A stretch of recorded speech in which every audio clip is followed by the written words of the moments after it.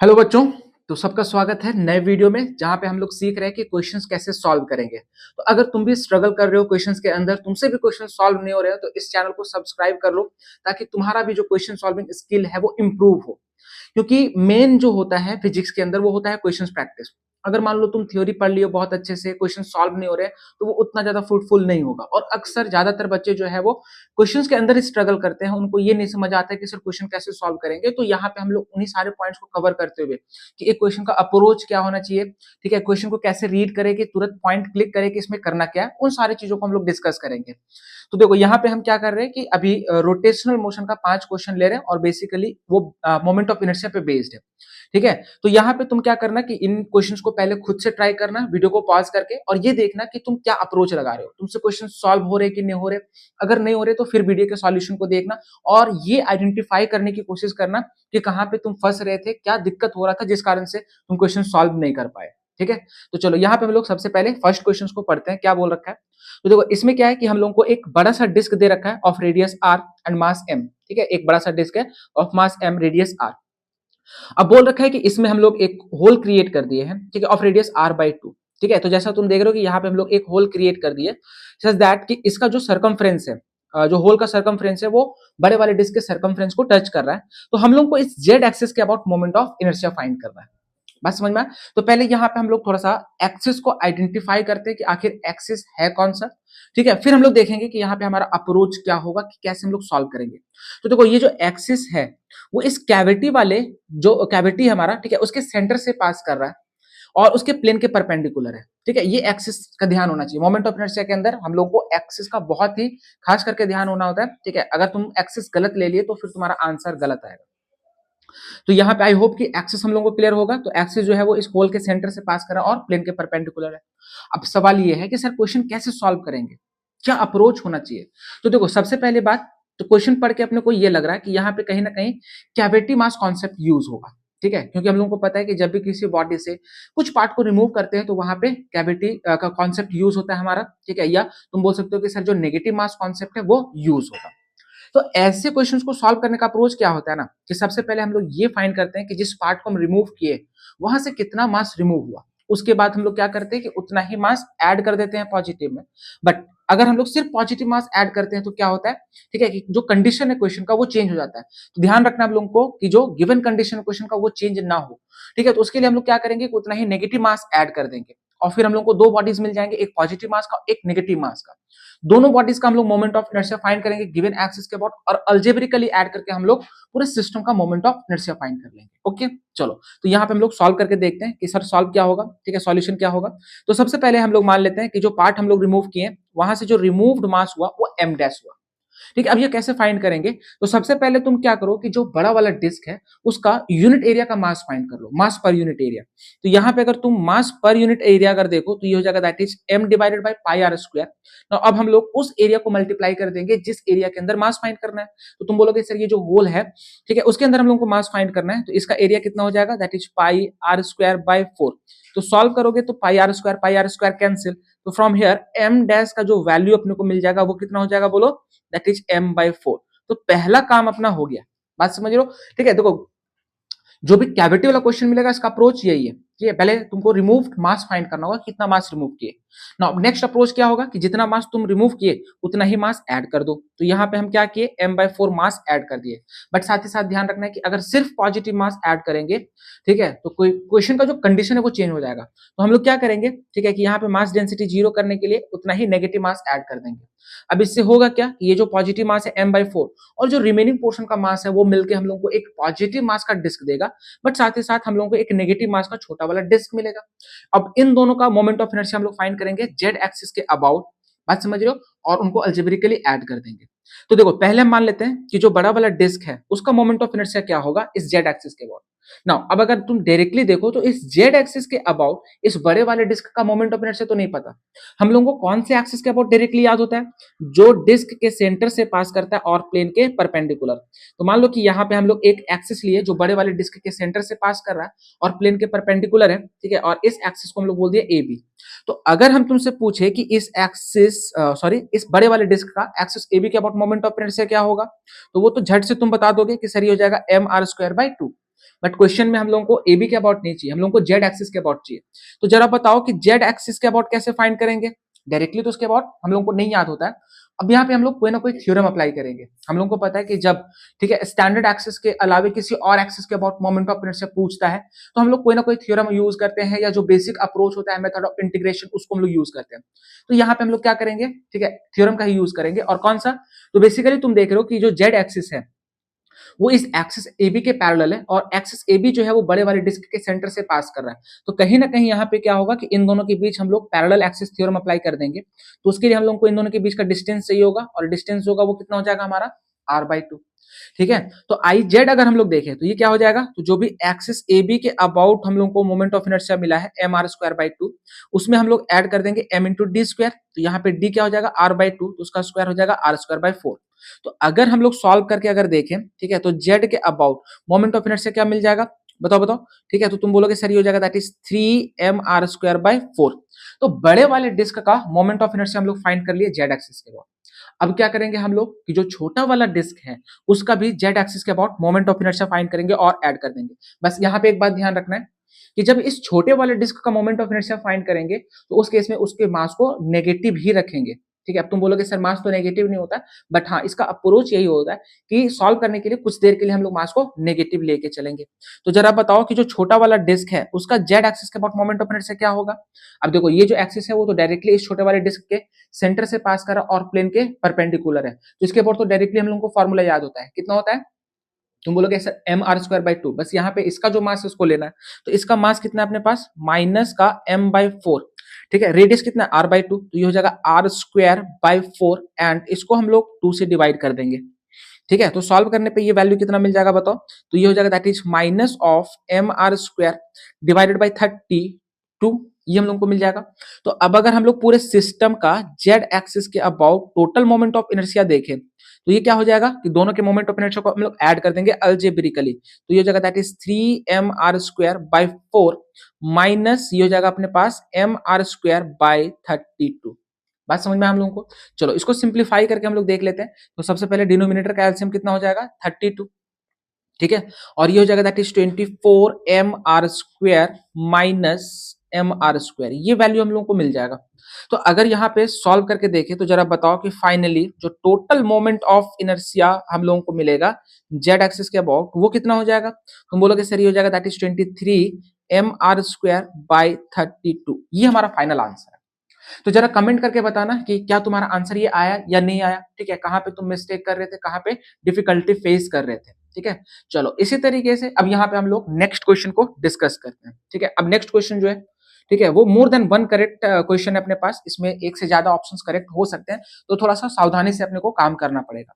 तो एक बार तुम खुद से इसको ट्राई करना और देखो कि तुम सभी आंसर्स को मैच कर पा रहे हो कि नहीं, सभी ऑप्शंस को टिक कर पा रहे हो कि नहीं। ठीक है, और अगर नहीं कर पा रहे हो तो क्या दिक्कत आ रहा है उसको तुम फिर सॉल्यूशन देके मिला लेना। ठीक है, और बार बार है कि अगर तुम नए हो चैनल पे तो चैनल को सब्सक्राइब जरूर करना, साथ ही साथ वीडियो अगर अच्छा लग रहा हो तो वीडियो को लाइक करना। चलो अब हम लोग क्वेश्चन पढ़ते हैं। तो देखो क्वेश्चन में बोल रखा है, ठीक है, कि हम लोग को मोमेंट ऑफ इनर्शिया दे रखा है एक रॉड का, ठीक है, जिसका मास m है, लेंथ l है। ठीक है, किस एक्सिस के अबाउट, जो उसके सेंटर से पास कर रहा है और लेंथ के परपेंडिकुलर है। तो अगर हम लोग डायग्राम में अगर देखें तो मान लो, ठीक है, कि हमने को ये एक रॉड दे रखा है जिसका मास m, लेंथ l है। ठीक है, तो जिस एक्सिस के अबाउट मोमेंट ऑफ इनर्शिया दे रखा है वो एक्सिस इसके सेंटर से पास कर रहा है। ओके, और इस एक्सिस को कुछ देर के लिए हम लोग बोल दे रहे हैं एक्सिस AB। तो इसके अबाउट मोमेंट ऑफ इनर्शिया हम लोग को दे रखा है, दे रखा है क्या, हम लोगों को डायरेक्टली याद होता है, कितना होता है बताओ, दैट इज ml²/12। ठीक है, अब क्वेश्चन में क्या बोल रखा है कि the rod is bent in the middle so that two half make an angle of 60 degree. अब क्या किया कि इस रॉड को बीच से, मिड पॉइंट से बेंड कर दिया। ठीक है, तो हम लोग को पूछ रखा है कि सेम एक्सिस के अबाउट उसका मोमेंट ऑफ इनर्शिया क्या होगा। तो देखो अब यहाँ पे जब हम लोग बेंडिंग करेंगे तो उसको ध्यान देना है कि किस तरीके से बेंड कर रहे हैं। अब यहाँ पे दो पॉसिबिलिटी होगा इसको बेंड करने का। ठीक है, 60 डिग्री पे कौन कौन सा, तो दोनों केस के लिए हम लोग देखते हैं। ठीक है, तो देखो यहाँ पहला पॉसिबिलिटी हम लेते हैं। ठीक है, पहला केस क्या होगा कि हम रॉड को कुछ इस तरीके से बेंड कर रहे हैं कि इसका जो प्लेन होगा, ठीक है, वो एक्सिस AB के परपेंडिकुलर होगा। जैसे मान लो ये रॉड AB अभी अपने पास ऐसे है, ये रॉड ऐसे है। ठीक है, और एक्सिस जो है वो ऐसे परपेंडिकुलर है। तो अभी हम क्या किए, इसको बीच से ऐसे बेंड कर दिए। ठीक है, कि ये एंड तुम्हारी तरफ आ रहा है, ये भी एंड तुम्हारी तरफ, और वी शेप में ऐसे और ऐसे आ गया 60 डिग्री पे। ठीक है, तो ये रॉड का लेंथ क्या होगा, एक्सिस के साथ 60 डिग्री पे, मतलब सॉरी परपेंडिकुलर रहेगा, और दोनों पार्ट जो है वो एक दूसरे के साथ 60 डिग्री बनाएंगे। तो ये एक केस हो गया। ठीक है, तो इस केस में हम लोगों को ध्यान रखना है, ठीक है, कि सिचुएशन ऐसा होगा, मान लो कि रॉड को हम लोग वी शेप में ऐसे बेंड कर दिए, ठीक है, और एक्सिस ए बी जो है वो इस तरीके से इन दोनों के परपेंडिकुलर है ए बी, और इन दोनों के बीच एंगल अभी भी 60 डिग्री है। ठीक है, तो यहाँ पे हम लोग को फाइंड करना है कि एक्सिस ए बी के अबाउट मोमेंट ऑफ इनर्शिया क्या होगा। ठीक है, अब क्या करेंगे हम लोग, दोनों पार्ट का ए बी के about moment of inertia find करेंगे और उनको ऐड कर देंगे। तो उसके लिए हम लोग को इंडिविजुअल पार्ट्स का मास चाहिए होगा और लेंथ। अब सिंस देखो कि रॉड यूनिफॉर्म है, अगर बीच से हम लोग बेंड कर रहे हैं, ठीक है, तो यहाँ पे मास जो है वो यूनिफॉर्मली डिस्ट्रीब्यूटेड होगा, तो हाफ लेंथ का जो मास होगा वो m/2 और लेंथ L/2। ठीक है, ये पार्ट का भी जो मास होगा वो m/2 होगा एंड लेंथ हो जाएगा L/2।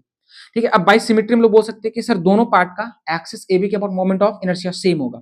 ठीक है, तो यहाँ पे हम लोग मान लेते हैं कि एक का जो मोमेंट ऑफ इनर्शिया होगा वो I1 होगा, तो दूसरे का भी I1 और लेटर से ये हो जाएगा I। तो यहाँ पे I1 का वैल्यू क्या होगा, अब देखो इस एक्सिस के अबाउट एक पार्ट का तो मोमेंट ऑफ इनर्शिया हम लोगों को डायरेक्टली पता ही होता है, क्या होता है बताओ, ml²/3। बस यहाँ पे मास कितना हो जाएगा m/2, लेंथ हो जाएगा L/2, तो इसका स्क्वायर करेंगे तो ये हो जाएगा L²/4 एंड डिवाइडेड बाय 3, ये I1 मिल गया।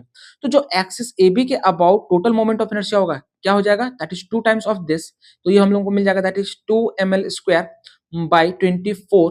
तो अगर सॉल्व करें, ठीक है, तो ये 12 टाइम्स में कैंसिल हो जाएगा।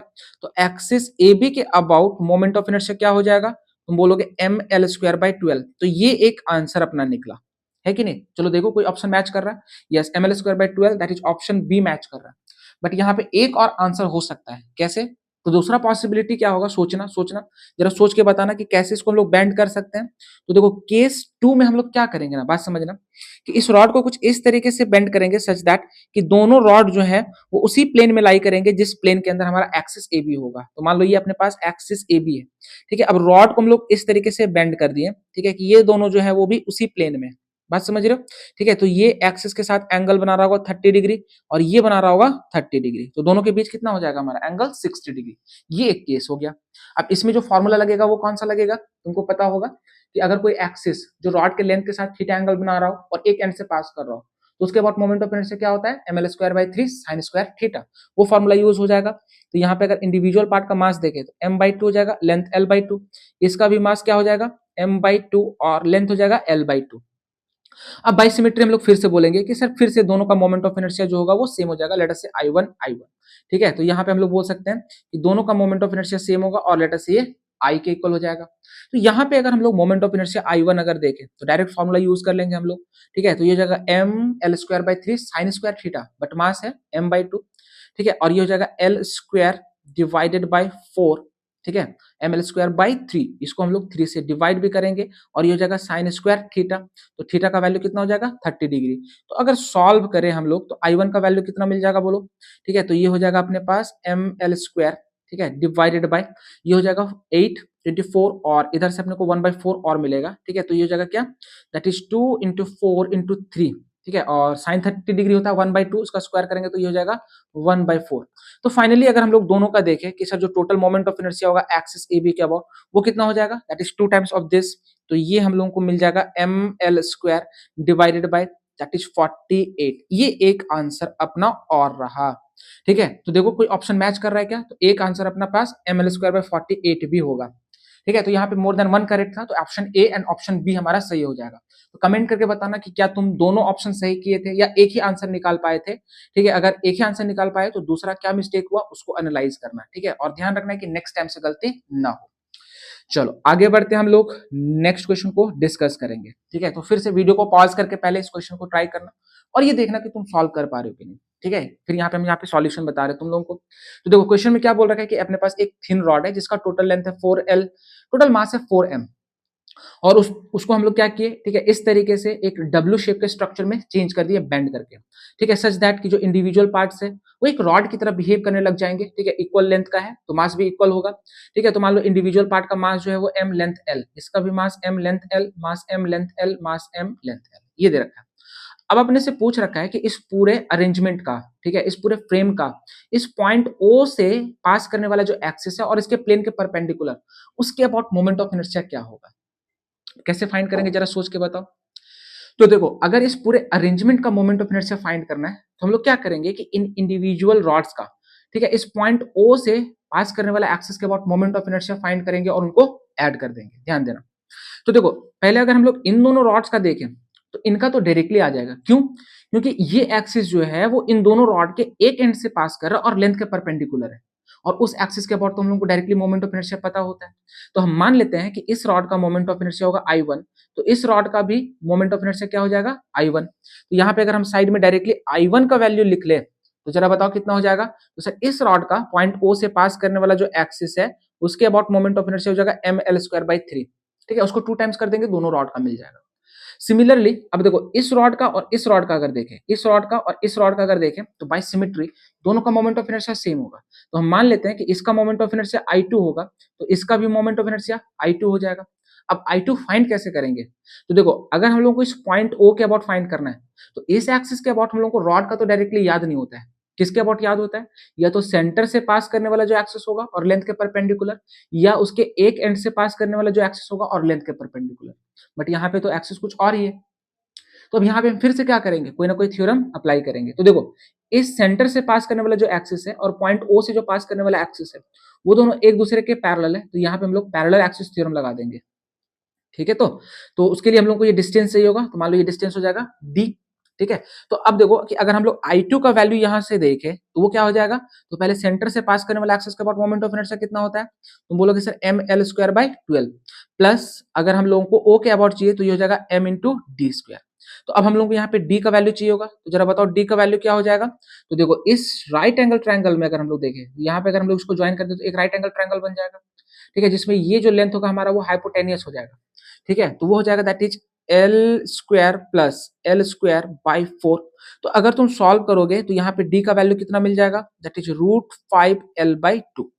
तो यहाँ पे वैल्यू को अगर हम लोग पुट कर दें तो जरा बताओ, ठीक है, कि I2 का वैल्यू कितना मिल जाएगा? बोलो I2 का वैल्यू कितना हो जाएगा? ठीक है, तो ये हो जाएगा ml² plus m into D square, तो ये हो जाएगा 5L²/4। ठीक है, तो सॉल्व कर ले अगर हम लोग तो I2 का वैल्यू कितना मिल जाएगा? तो डिनोमिनेटर का एलसीएम तो 12 हम लोग को मिल जाएगा, एंड ये हो जाएगा ml², एंड ये हो जाएगा 15ml²। तो अगर सॉल्व करके अगर हम लोग देखें तो ये हम लोग को मिल जाएगा दैट इज 16ml²/12।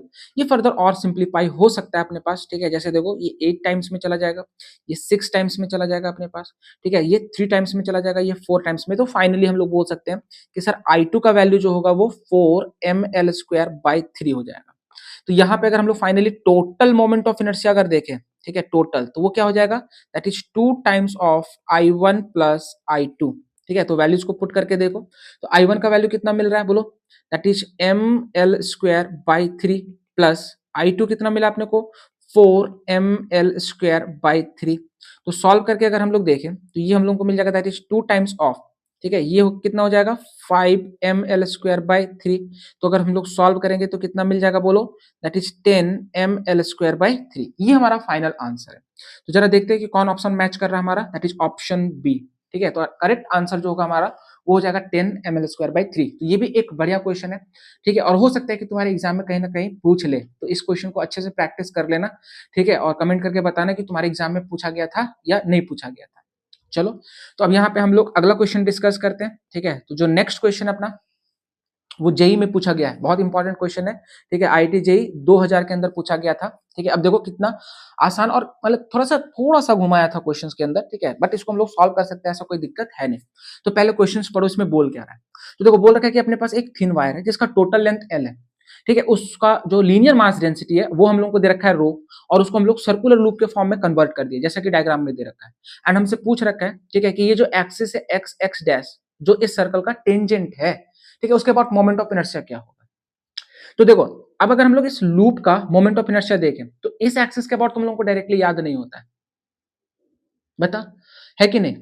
किस एक्सिस के अबाउट याद होता है? ठीक है, तो जो एक्सिस इसके सेंटर से पास करेगा और प्लेन के परपेंडिकुलर होगा, या जो एक्सिस, ठीक है, इसके सेंटर से पास करेगा और इसके प्लेन में होगा, ठीक है, ये वाला।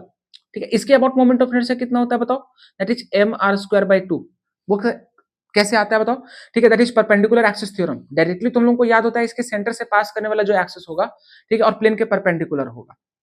तो परपेंडिकुलर एक्सिस थ्योरम अप्लाई करके हम लोग फाइंड कर लेते हैं कि इसके सेंटर से जो पास करने वाला एक्सिस और उसके प्लेन में उसके अबाउट मोमेंट ऑफ इनर्शिया होगा mr²/2। ये डायरेक्टली याद रखना होता है ना। अब अगर तुम ध्यान से देखो तो ये जो एक्सिस है, लेट अस से कुछ देर के लिए हम लोग इसको बोल दे रहे हैं एक्सिस ए बी, और ये जो एक्सिस है एक्स एक्स डैश, वो दोनों पैरेलल हो गए, पैरेलल हो गए, है कि नहीं? तो पैरेलल एक्सिस थ्योरम अप्लाई कर देंगे। तो ध्यान से देखो कि जो एक्स एक्स डैश के अबाउट मोमेंट ऑफ इनर्शिया होगा वो क्या हो जाएगा बोलो? तो तुम बोलोगे सर जो एक्सिस ए बी के अबाउट मोमेंट ऑफ इनर्शिया होगा plus M into D square, तो यहाँ पे डिस्टेंस होगा वो रेडियस के इक्वल हो जाएगा, यस या नो?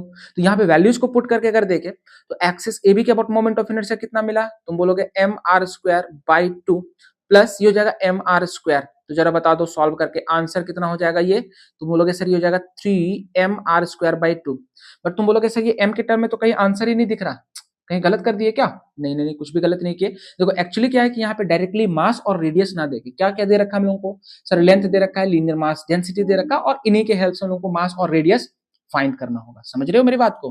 बिल्कुल समझ रहे हो, समझदार तो तुम लोग हो ही, ठीक है, बट थोड़ा लेट से समझते हो, जल्दी जल्दी थोड़ा समझने की कोशिश करो, ठीक है। चलो, तो अब हमारा दो काम है यहाँ पे, एक तो इस सर्कल का रेडियस फाइंड करना और दूसरा इस लूप का मास। मास तो खैर आसानी से आ जाएगा सर, कैसे? तो यहाँ पे हम लोग को लीनियर मास डेंसिटी दे रखा है, ठीक है, बेसिकली हम लोग लैम्डा से रिप्रेजेंट करते हैं, यहाँ पे रो से कर दिया, ठीक है, रो को हम लोग वॉल्यूम मास डेंसिटी से रिप्रेजेंट करते हैं, कोई बात नहीं, कोई बात नहीं, चलेगा अपना, ठीक है। तो मास फाइंड करने के लिए क्या करेंगे कि जो भी लीनियर मास डेंसिटी है उसको टोटल लेंथ से मल्टीप्लाई कर देंगे, तो टोटल लेंथ L दे रखा है, लीनियर मास डेंसिटी रो, तो टोटल मास हो जाएगा that is rho into L।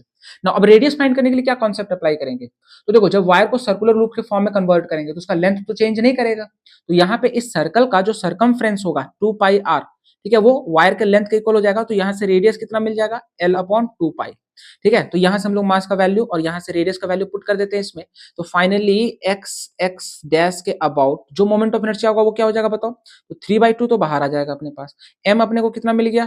तुम बोलोगे sir rho into L, R मिला है L/π, तो ये हो जाएगा L square divided by 4π square. अगर सॉल्व करके देखें तो ये वैल्यू कितना मिल जाएगा बताओ? तुम बोलोगे सर ये हो जाएगा that is 3 rho L³ denominator में हम लोग को मिल जाएगा 8π स्क्वायर। ये हमारा फाइनल आंसर, देखो कितना आसानी से आंसर आ गया, जेई का क्वेश्चन है, बात समझ रहे हो? तो अगर तुम अच्छे से पढ़ोगे, ठीक है, थोड़ा प्रैक्टिस किए रहोगे, चीजों को लिंक करना जानोगे, तो तुम बहुत आसानी से क्वेश्चंस को सॉल्व कर लोगे, कोई दिक्कत वाली बात है ही नहीं, ठीक है। तो चलो देखते हैं कौन सा ऑप्शन मैच कर रहा है हमारा। तो तुम देख रहे हो कि जो हमारा ऑप्शन बी है वो करेक्ट हो गया, that is 3 rho L³ divided by 8π square. Comment करके बताना क्वेश्चन कैसा लगा, ठीक है, और तुम सॉल्व कर पा रहे हो कि नहीं ये भी बताना, ठीक है, बात समझ रहे हो? चलो, तो अब हम लोग लास्ट क्वेश्चन यहाँ पे हम लोग डिस्कस करने वाले हैं, ठीक है। चलो चलो चलो देखते हैं हम लोग कि सर कैसे सॉल्व करेंगे। तो पहले क्वेश्चन को रीड आउट करो, बताओ क्वेश्चन में क्या बोल रखा है? तो इसमें बोल रखा है कि अपने पास दो स्फीयर्स हैं, ओके, दो स्फीयर्स हैं, सॉलिड स्फीयर ही लेके चलेंगे हम लोग, ठीक है, जिसका मास है m, रेडियस r/2, दोनों को मासलेस रॉड से कनेक्ट कर दिया है ऑफ लेंथ 2r, ठीक है। तो बोल रखा है कि what will be the moment of inertia of the system, इस पूरे सिस्टम का मोमेंट ऑफ इनर्शिया क्या होगा उस एक्सिस के अबाउट जो एक स्फीयर के सेंटर से पास कर रहा एंड डायमीटर के अबाउट, ठीक है, परपेंडिकुलर टू द रॉड। अब जरा बताओ कमेंट करके कैसे सॉल्व करेंगे, तुम्हारे दिमाग में क्या आइडिया आ रहा है, क्या अप्रोच आ रहा है?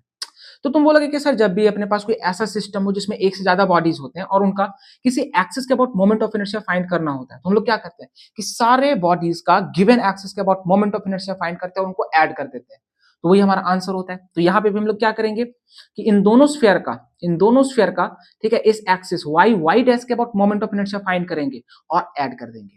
यही बात समझ में हम लोगों को?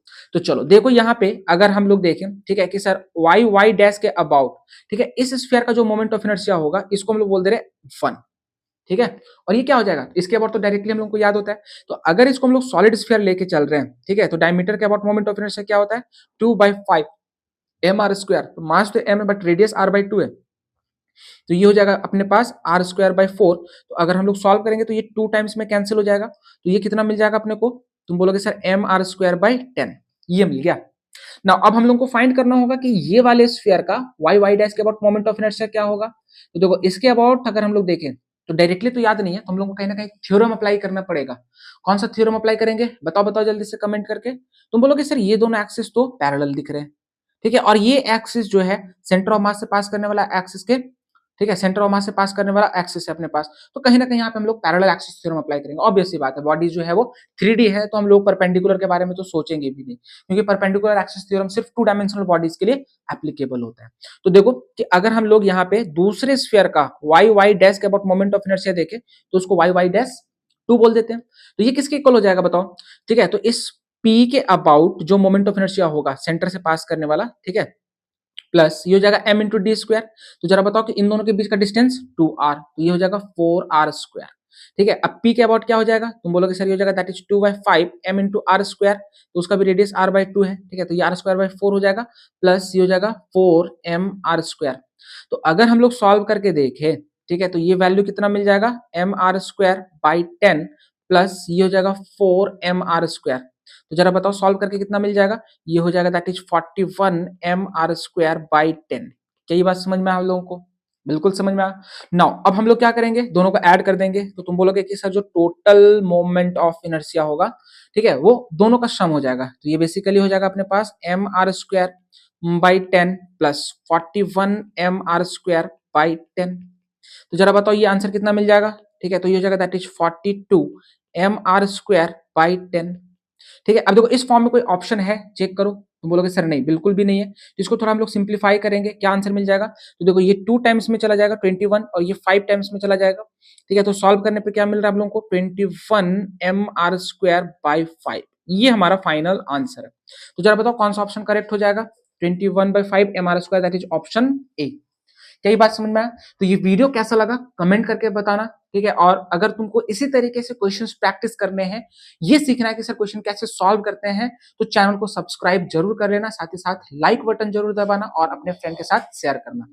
अभी के लिए हम मिल रहे हैं, ठीक है, अभी अभी चलते हैं। ठीक है, अभी तो टाइम हो गया है, बाकी मिलेंगे हम लोग नेक्स्ट वीडियो के अंदर। ठीक है, थैंक यू।